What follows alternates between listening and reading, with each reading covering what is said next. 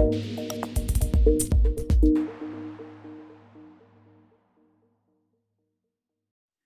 exciting is this? Finally, to get you on our Leaders Who Care series, sharing all you know about everything. What's the meaning of life and everything that we need to know. So, hey, welcome. It's great to see you. Hi, Mark. Great to see you again, and great to be here. Thank you for inviting me. No, my pleasure. I think this will be fun and really valuable for our audience. And I guess the best place to start, as I juggle through my mouth and working early in the morning here, is if you could briefly, and I always tell people the key word here is briefly, because don't tell everything, because then I'll have nothing left to ask you. But tell us a little bit about yourself, where you're from, maybe a family, maybe something you've never told anybody in the world that you want to reveal now, things like that. Just give us a sense of who you are. So, Frances Hofmann, let me start personal first. So I was raised in a middle-class family, only child. I am married with Moritz. We're 23 years together. We have a close to 18-year-old, next week turning 18-year-old daughter, Wow. who's neurodivergent, which is the bright of my life, and has a very interesting way of looking at the world. And I've been in HR since 2000. Been a graduate from law school, and went into HR since 2000, been in very different companies, from I would say a trade union within Philips, to Mars, to then Heinz, to then Reckitt Benckiser. I'm now in Reckitt Benckiser for 10 years. Reckitt took me across the globe. So I live with my family in the Middle East, where I was responsible for North Africa, Middle East, Turkey, and Pakistan. Quite a lot of countries. Then I moved with my family to Northern Europe, ANZ as a region, which was based in the UK, 100 yards away from our corporate headquarters in Slough. And since 2017, I'm back in my own country, and my own country is the Netherlands, and based in Amsterdam. Yeah, that's awesome. And I love what you said about your daughter, because we can get a whole different perspective from their eyes as to what's happening out there, which speak of talking about diversity and inclusion, just in right there, as to what we can learn. And so before we go further, can you share with us what, that infamous why? Like, when did you discover what your why is, and why you do what you do?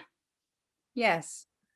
Well, I think my why was in development until I joined Reckitt. And why I say in development, I've always had a passion for women in business, and women getting to the top in a way, and having an admiration for women taking on challenges. A couple of my favorite role models are politicians, Nelly Smith-Cruz, Angela Merkel. I have huge admiration as well for Michelle Obama. And I think earlier on in my years, I was very much influenced by my mother. My mother was a secretary in a law firm. And at that time in the Netherlands, you have to depict, it wasn't really very diverse or inclusive at the time, neither. So women that worked was still a bit of an anomaly back then. And we're talking about like the 70s, 80s. And my mother created this being at work. And she was always saying, listen, I want to be my independent self as well. One never knows what happens in life. She created a network of other women, other mums that she knew. Wow. And they would take care of each other's kids, in the break from school, after school, because there was no such thing as what we now see, how daycare has actually developed and evolved. Sure. And I think that was already, like, early on, an inspiration for me on how that can happen if you make each other stronger as women. Then when I moved with my family to the Middle East, which was a part of the world I had never even been on a holiday, even by the time we moved. Can you imagine? No. And the one we had, it was quite an interesting ride. Two things that happened with me. My husband had to resign from work, which was a conversation, a deeper conversation at our kitchen table. And he said, listen, I'll support you. I do want to work, so I'm going to find another job there, which was fine. We said we will first settle down. And what I found when I was traveling across the countries that I didn't know much about was this immense, I would say, responsibility towards each other as women, but also the load that a lot of women carried in their social life. So not only in the professional life, seeing obstacles and having a tough journey, but also, everything putting on their shoulders also from a social environment and ecosystem point of view. And that I found astonishing. So almost everywhere when I was traveling, I went to the markets and they told me, would you want to speech in front of the women's network? And I thought, the women's network?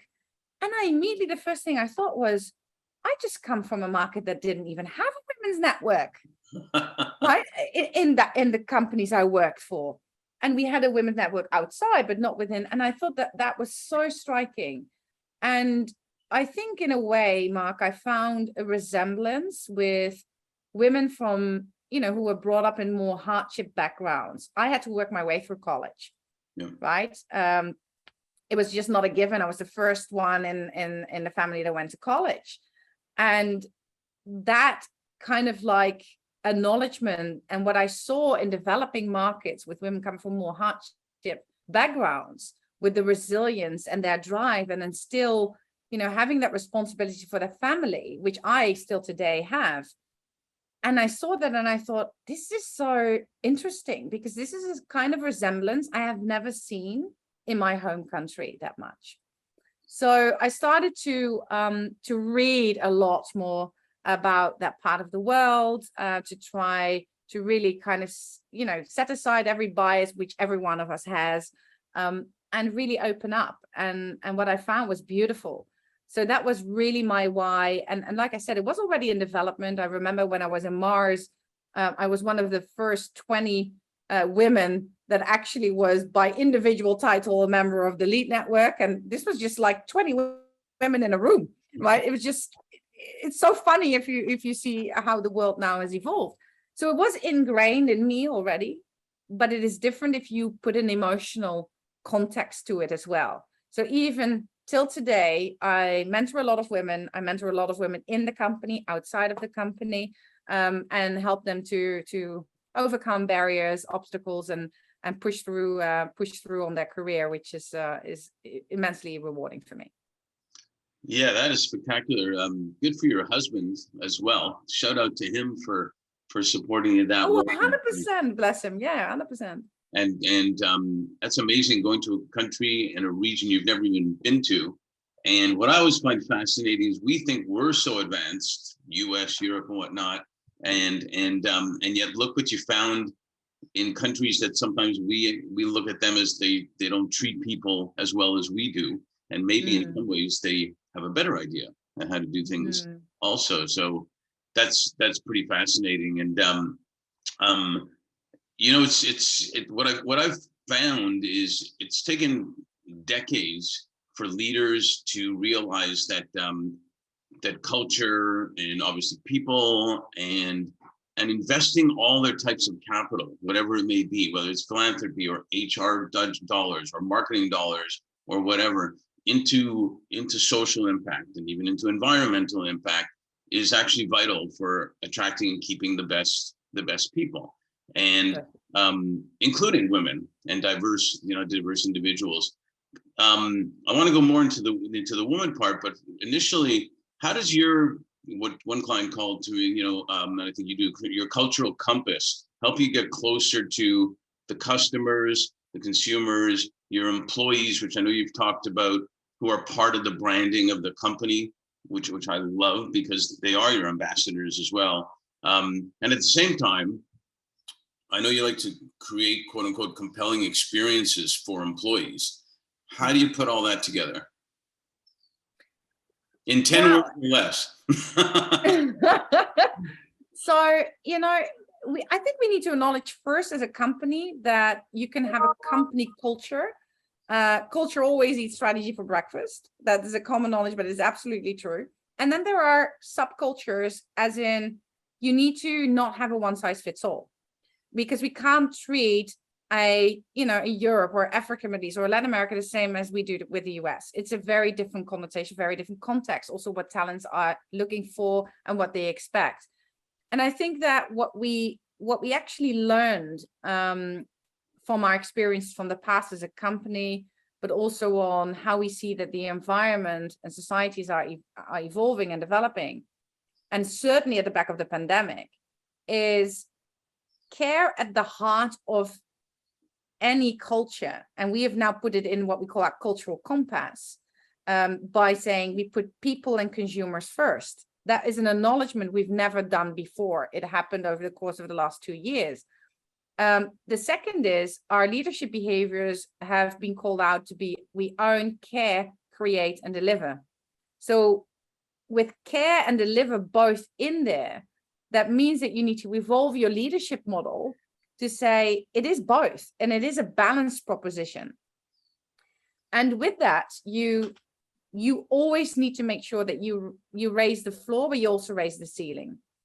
And I think with our company, with spending so much effort behind our capabilities journey, behind every function, because I always say, if people expect the moon and then they arrive somewhere and it feels like, this may be a bit rocky, and not in the way that the moon probably is rocky, it's not, then you have an arc of distortion. Right. And I think we are there in acknowledging, we are there in I would say apprehending different tactics. For the US, we are overdriving our graduate intake now also, right? We have overdriven the impact of, learning at work weeks to really make sure that people take time out to invest in themselves. We have really did a lot on overdriving DEI with our ERGs, because ultimately doing good and doing well as a business is going hand in hand. Absolutely. Full stop. And then you have the marketing lens, where we have said our ESGs need to be at the heart of our brand's purpose positioning. And Lysol, for instance, is a huge brand in the US. Mm-hmm. And, we've all seen it, but we say as a company purpose, hygiene is the foundation of health, right? By saying we want to create a cleaner, healthier world. And we've seen that come into play, right? It is absolutely a fact that everyone has felt and everyone has seen over the last years. So those ESGs, and it's the same like a brand, for instance, like a Vanish brand, or where we see that new generations do not want to waste. They think sustainability. They don't want to waste clothes just for the sake of throwing them out because it doesn't feel right. So how do we make sure that clothes live longer? And so we have purpose statements behind all of our brands. But if you look at it from an HR lens, this is also what makes it so compelling for employees to join and to stay, because they're part of a journey where you truly make a societal impact. It's just not being part only of a company.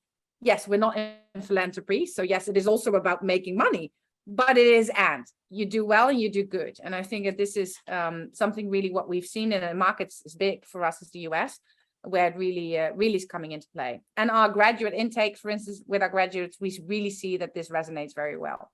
Yeah, that's spectacular. I had the opportunity to speak to Richard Branson a couple of times. He's not like a personal friend, so I'm not putting that out there. But we had, and one of the words that came up in our conversation, amazingly, was the word pride. And he said, we both kind of said at the same time, does anybody ever say they're proud of where they work anymore? Because I remember as a kid hearing adults saying, I'm really proud of my company and stuff like that. Now times have changed, but you're kind of pointing to that, where you're giving them the experiences to be proud of where they work. And it's not rocket science. If you're proud of where you work, you're going to work better.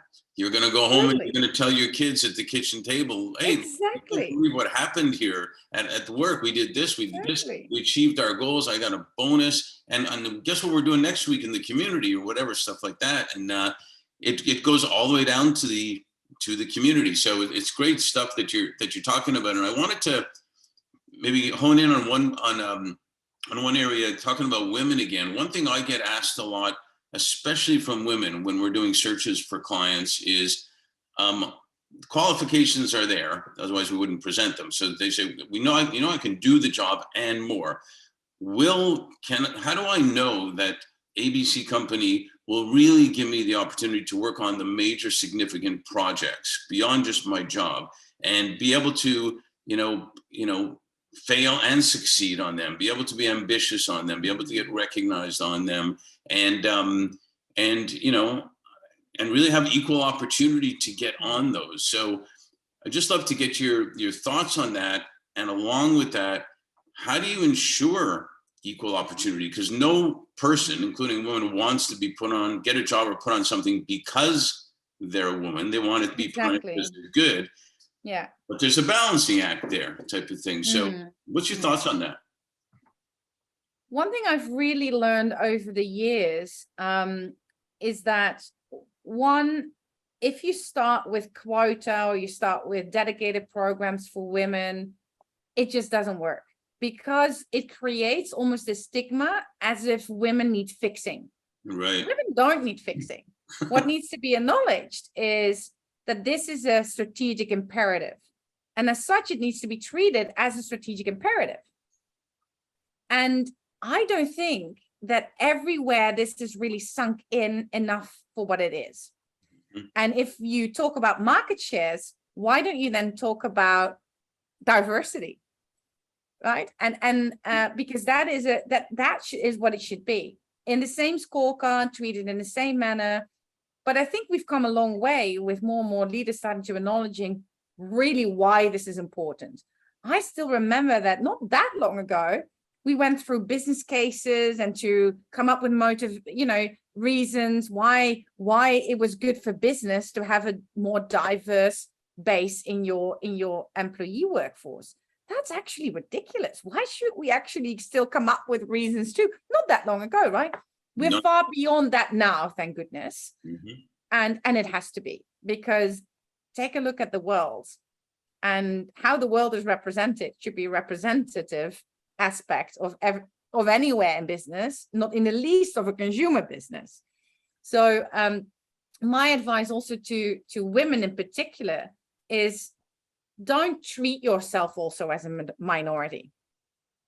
Make sure that you also look at what it is that men do great. And frankly, I always give one example, Mark. Men make each other stronger and women actually pull each other down. That needs to stop. Right. And this already starts at the coffee machine. As simple as that. It has to stop. Just, think about the most beautiful thing that can happen to any woman around you, right? That should be the measurement. And we will get there. We will absolutely get there. There's more and more support networks. Women are getting more curious. Women are investigating much more what a company looks like, how the mandate looks like, by informing themselves by multiple touch points in the ecosystem. But yeah, I think treating it as a strategic imperative for me still remains the most valuable, because what we know neuroscience wise is, if we have only ring fence things for women, it actually instills the wrong response with men. And it creates actually an unconscious bias up instead of down. So, let's help each other there, because we need each other on this journey. It's not a men versus women. We need allyship, together.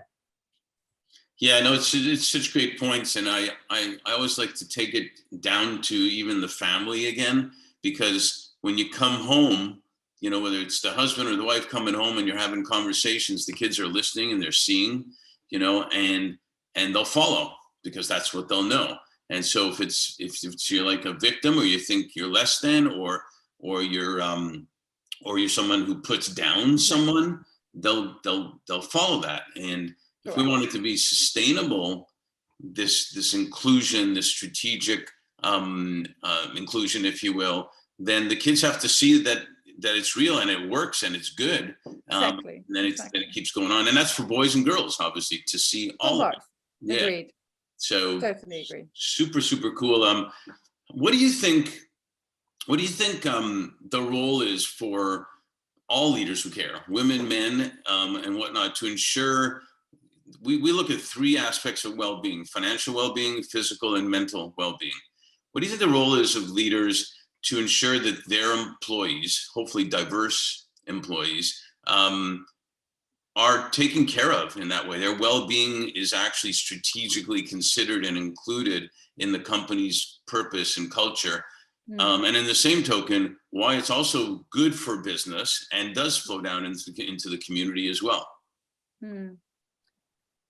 Well, one is what I would say, it always starts with self-knowledge, right? How one knows themselves the best is the first step.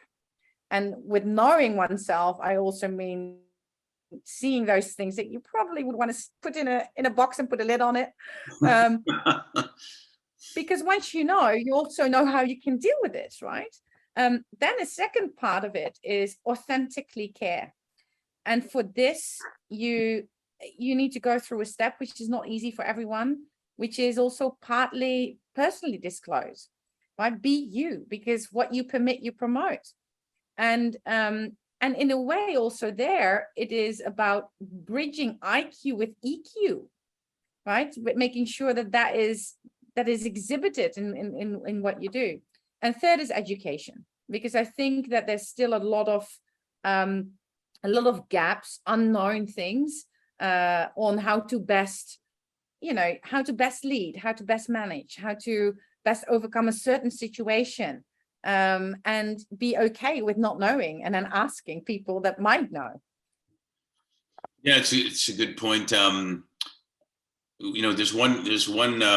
nonprofit we're strategically aligned with, and that we recommend to clients. I think I may have talked to you at one point, but they have a signature program called Nonflict, and it shows in a very creative but simple way a process how to look at conflict, not like something you hate somebody over, but it's just different ideas and process of getting to the point of resolving that conflict. And it's actually spectacular, and it could relate to a lot of things you're talking about, because it makes you actually think about stuff that's conflicting, either in yourself or with other people, and talking about it in a way that comes to results. So it's actually pretty brilliant. Nice. Because you take away the hurdle that people look up to, as in, oh my goodness, how am I going to overcome this?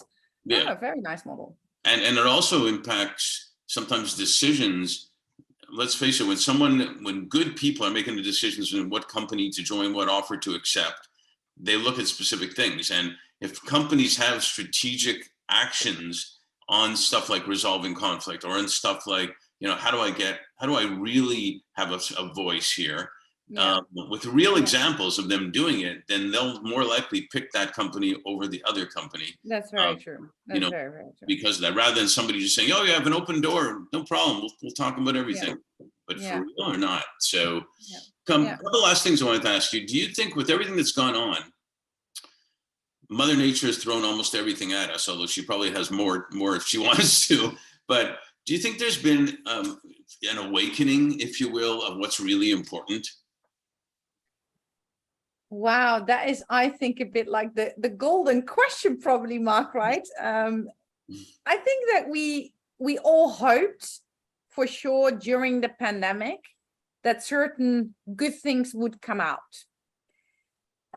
I think it's a bit short maybe to really see what has come out. What I can already see, which is great, is that your podcast series, Leaders Who Care, care is intrinsically linked now to leadership. Right. And more than ever before. So that's already a brilliant thing. I think sustainability, our ESGs, how we deal with our people, the whole leadership and management contract has changed, which is great. If I pull it bigger, and I would say, well, will we change our behaviors enough to take responsibility for things like our carbon footprint, take the plane a bit less? I'm not too sure there yet. If I look at the airports, right now and how busy loaded they are, I tend to think that they fall back, as human beings fall back to a bit of old behavior. But, I think awareness comes in stages, and it's a journey. And Yeah. it's a big, if you talk about climate crisis, a big topic. If you talk about what we can influence here and now in making it a better place, I think we have seen really great things coming into the ecosystem over the last years. Yeah, for sure. Yeah, no, great answer. So with respect to that, finally, we've talked about this. I told you a client told me that he felt that 2020 was the year that went by, that flew by slowly, which I thought was a crazy comment. But what are you most grateful for, and what are you most hopeful for as 2023 amazingly is on the way? I am actually most grateful for these lessons, because we have seen well-being getting compromised with a lot of people over the last years. We have seen that the balance between how do I performance manage and apply care, and how do I make a better version of myself as a leader come into play? How do we ensure that we have a diverse workforce representing society? I'm really, really humbled and really grateful that we've seen all those fantastic, I would say, it's not an epiphany, because they were not epiphanies. They were really conscious developments. Right. So that's something that really has instilled a lot of hope and trust with me. Next, I would say is 23 onwards will be about scale. How do we apply these strategic imperatives and then more at scale to really truly make a difference on our carbon footprint, make a truly difference for the globe, make a true difference in representation. And I think it's really about just doing what we said that we should do in every company, in every possible place that you are in the world. I think this is more on all of us than we probably think. Yeah, I think you summarized it really well. Hey, listen, like we say in LA, we want to always leave them wanting more so we can do a sequel. So we may have to do a sequel sometime on this conversation. You know where to find me, Mark. So thank you so much for being a leader who cares, first of all, and for hopefully being a friend, I believe now, and 100%. And for sharing all your insights and perspectives. So yeah, thanks a million. Thank you as well, Mark. Really appreciated the time.